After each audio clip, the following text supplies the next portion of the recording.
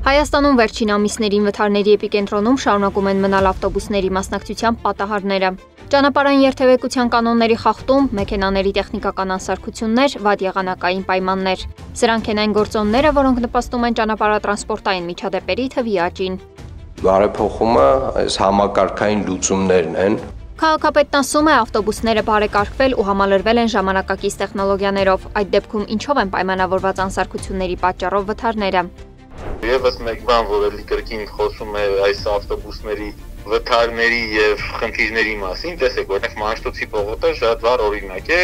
վստահ եմ տեղյակ եք, որ Մաշտոցի պողոտայում առանձնացած գիծ են տրանսպորտին, եւ եթե օրինակ Մաշտոցի պողոտայում կես ժամ կանգնեք, կհասկանաք, որ շատ անարդարացի եւ սխալ է ոչ արդյունավետ մեխանիզմ է, դա որովհետեւ այս ավտոբուսները, որոնք որ պետք է անցնեն միայն այդ գծով, շատ հաճախ իրանք ոչ թե նույնիսկ երկրորդ գիծ են հասնում, այլ երրորդ գիծ են հասնում, ինչի համար իրանք որևէ պատասխանատվության չեն ենթարկվում, բայց նույն քաղաքացիները, ովքեր որ սովոր են, որ Մաշտոցի պողոտան երթևեկության համար ունես 3 հասանելի գիծ, եթե հանգարց միամիտ մտնում են այդ առաջի գիծը, տուգանվում են։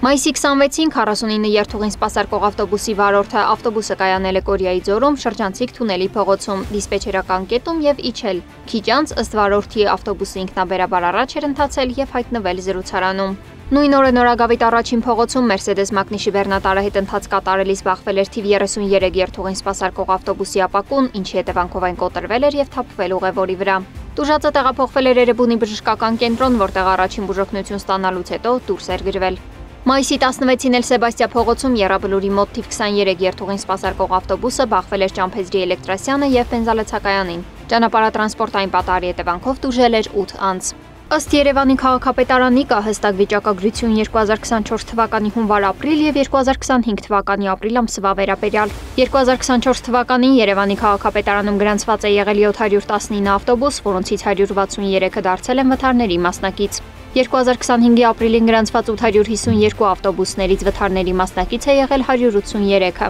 Վթարների 65% դեպքերում ավտոբուսների վարորդները եղել են անմեղ, մնացած 35%-ի դեպքում մեղավոր։ Երևան Փակbaşnet իրական ընկերության մամուլի խոսնակ Գեղամ Ասատրյանի խոսքով ավտոբուսների ներսը պարբերաբար հսկվում է եւ վարորդները չեն կարող ընթացքում ծխել կամ հեռախոսով խոսել։ Տվյալ բաժնի աշխատանքները չեն ավարտվում երեկոյան 10:00-ին։ Հիմա միգուցե դուք ինձ փոխադարձ հարցադրում կանեք, թե դա ինչ կապ ունի երթևեկության ու ճանապարհատրանսպորտային պատահարների հետ, բայց ցեզ ասեմ, մեր այդ մասնագետները, որոնք ամբողջ ընթացքում հետևում են տեղաշարժին, հիմնական թիրախը հետևյալն է, որոնք առնչվում են էլի ճանապարհատրանսպորտային պատահարներին, որ վարորդը հանկարծ հեռախոսով չզբաղվի, վարորդը պարտադիր խոսի ականջակալներով, վարորդը չծխի։ Այնուամենայնիվ ավտոբուսների մասնակցության վթարների թիվը չի պակասում, մինչ պաշտոնական վերահսկողությունն ու հայտարարությունները շարունակվում են, ավտոբուսների մասնակցության վթարները մնում են մեր ամենօրյա երթևեկության անբաժան մասը, իսկ պատասխանատվության ու կանխարգելման մեխանիզմները դեռ հերթի մեջ են։ Սվետլանա Թորոսյան, Նոնա Գևորգյան, ABC Media։